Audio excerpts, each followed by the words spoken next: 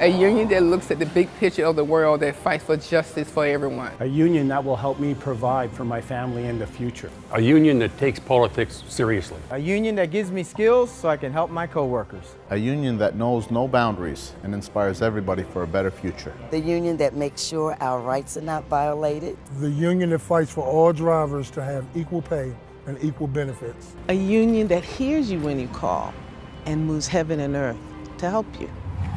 That's exactly what we've been doing since we gathered at our convention in San Diego, working to make a more perfect union.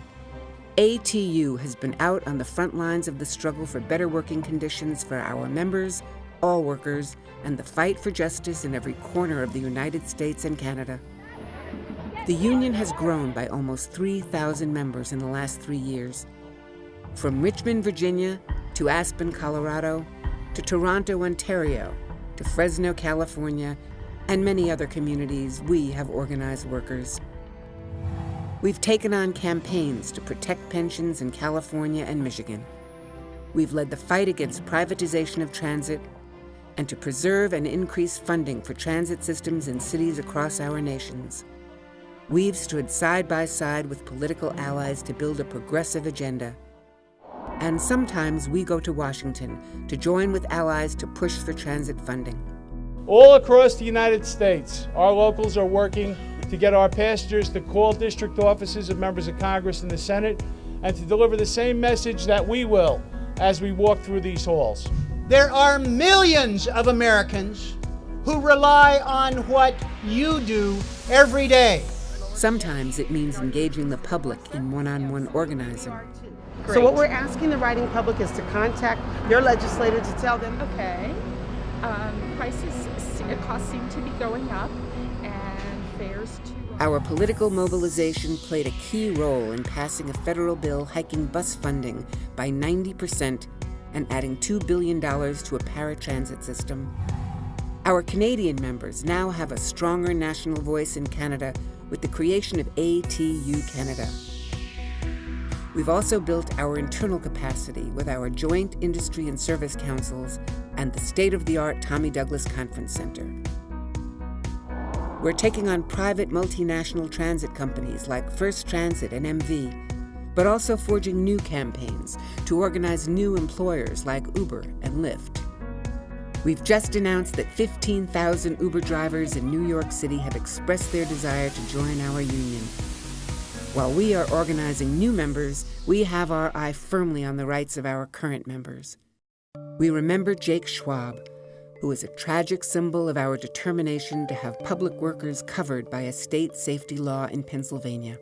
Jake Schwab died as a result of no OSHA standards within the public sector. The bus had a part let loose on Jake. A few days later, he passed away from those injuries. After the accident, all I could think about was that no one should have to go through the pain his family and I went through. It wasn't supposed to happen, and not that way. We've secured legislation in both the U.S. and Canada that helps protect transit workers from assaults, because an assault on one member is an assault on every member. A man came up from behind me and put a scarf around my neck and tightened it, choking me, and tried to pull me out of the seat. The assailant had me around the head, and it felt like he was twisting my head off. And so I heard someone say, "Hey, driver," and when I turned around, he spat right in my face. I mean, it was horrible. He kicked me on the back of the head again, and I fell forward, collapsed up against the front door of the bus and the front of the bus. And after that, really all I can recall is ending up in the shelter. And then he told me, just drive. Find a quiet place so I can kill you. We're going to make sure that every ATU member gets the basic rights that every worker enjoys on their job. Bus drivers should have the right to have reasonable bathroom breaks. All we're asking for is paid time like every other citizen gets to get up and go to the bathroom at a clean and safe facility. And to feel confident that the bus they drive won't put the public in harm's way because of poor design. As this pedestrian walks up to the intersection, they're being tracked by that blind spot. And then as they cross, they're again tracked by the blind spot. The gentleman that I didn't see because he was behind the column probably thought I had stopped for him. So he started to walk and then I started to turn. Suddenly, his head was like right behind my mirror. I saw gray hair and bump, and I stopped immediately, but he fell on the sidewalk next to the bus. We're also building coalitions and alliances with our riders to fight for more and improved public transit through stronger campaigns. Amalgamated Transit Union Local 713 held a town hall meeting today at the Gaston Community Center in South Memphis. Members of the Memphis Bus Riders Union were also there to discuss how routes can be restored to low-income residents in North and South Memphis. ATU joined with Clayton County residents and community allies to wage a successful grassroots campaign urging citizens to vote to expand MARTA bus service to Clayton County. Voters passed the initiative by a landslide of 73 to 27. Atlanta is also a battleground to push back against the privatization of MARTA. Our community alliance took our fight into the political arena and exposed the greed of MARTA's rich CEO. In St. Louis, we won the first wage increase in 6 years and preserved our pension while also fighting race baiting by management.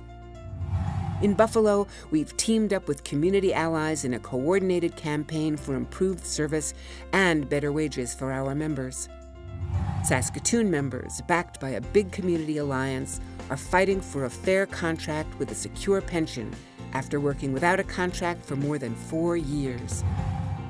We are also in the thick of the battle for the rights of our school bus workers, including continuing to wage a 3-year battle to preserve long-standing job protections for our New York City school bus drivers and matrons. ATU is also on the front lines of the climate change battle.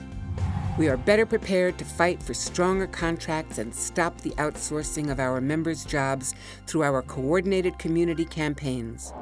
Using the Joint Industry Council, the JIC, we took on First Transit at the Washington, D.C. Circulator bus property.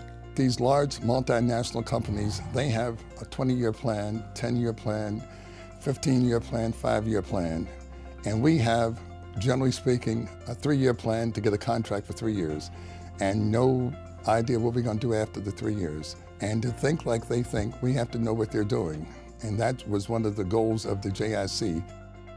A critical component of new ATU campaigns is to involve community allies. When the church partnered with the labor union, in this instance ATU, that formed a power that the local politician could not walk away from and not become responsive to.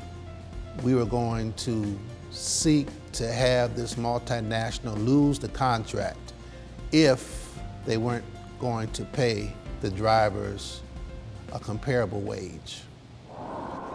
Because of that campaign, we won a great contract thanks to a coordinated campaign with riders, clergy, and community allies. The work we did on the circulator was a template for what we need to do in the future with these negotiations with these multinational companies. We ramped up skills training for local leaders and members. This included new training classes such as collective bargaining, new officers, public engagement, pension trustee, grievance and arbitration, advanced arbitration, contract preparation, and Friedrichs training. Since the conclusion of our convention, over 6,000 members have been trained across the U.S. and Canada. We opened the Tommy Douglas Conference Center, a 47-acre campus complete with room accommodations and meeting space, where dozens of trainings for ATU members have been held.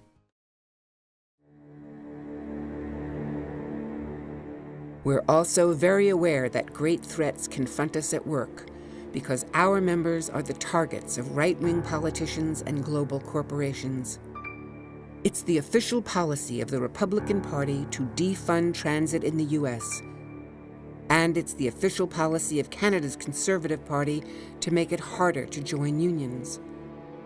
The shadowy, power-drunk billionaire Koch brothers are underwriting campaigns and politicians who want to destroy our basic social safety net. They want to privatize Medicare and Social Security. and they're cashing in on energy resources in Canada. Politicians like Governor Chris Christie are handing over our retirement money to their Wall Street cronies. And too often, they have some Democrats helping them out. It's an all-love relationship for me. We have a 2% property tax cap because of Steve Sweeney and me. We have a limitation on what public sector workers can get in terms of raises and interest arbitration at 2% because of Steve Sweeney. We have public sector workers finally paying for a portion of their health benefits because of what I've done with Steve Sweeney. We have no cost of living adjustments for retirees on pensions anymore because of what I've done with Steve Sweeney. We have bigger penalties for early retirement. We have public workers paying more for their pensions because of what I've done with Steve Sweeney. We have been very good partners. They are pushing for new picks to the U.S. Supreme Court who will kill unions and let the greedy pocket even more money. What has their greed done to our countries?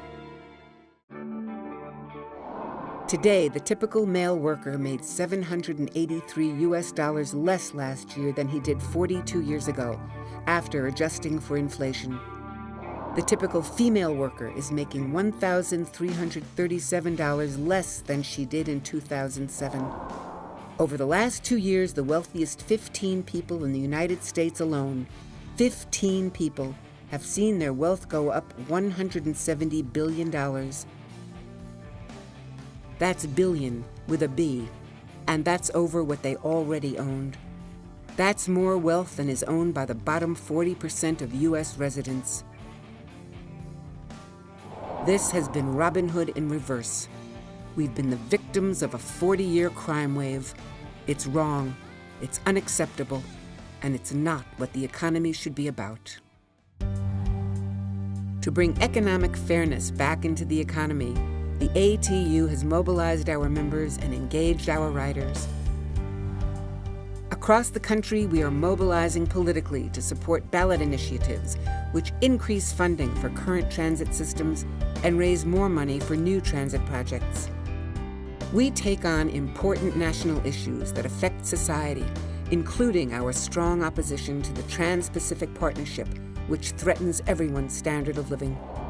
In local and national elections in the U.S. and Canada, we've supported progressives like Jamie Raskin and Chuy Garcia. But today, the rest of us had something to say. The bus drivers, the train operators, the police officers, the emergency responders. ATU members in Canada supported NDP and Liberal candidates and encouraged riders to vote for transit-friendly candidates. In the presidential primaries, we backed Bernie Sanders to advance a progressive vision for the country. And we produced by far the most progressive platform in the history of the Democratic Party. ATU was proud to stand with leaders in the labor movement supporting the candidacy of Bernie Sanders, who stood for everything that the labor movement stands for and has always supported us not just in word, but in deed. We look forward proudly to working for the next 4 weeks to help elect Senator Clinton as President of the United States. When we built the American middle class, it came out of the American labor movement. Unions provided the ability to bargain with powerful economic interests. Our members do more than their jobs. They perform heroic acts every day. They're psychologists, first responders, and sometimes babysitters.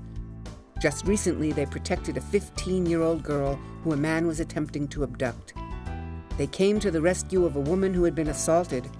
They've stood up against racially hostile attacks.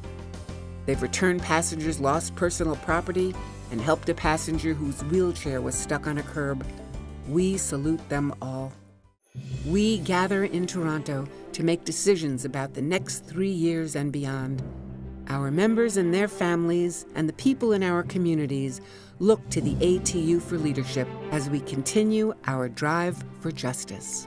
Are you ready? Are you ready? Are you ready? Are you ready? Are you ready? Are you ready? Are you ready? Are you ready? Are you ready? Are you ready? Are you ready?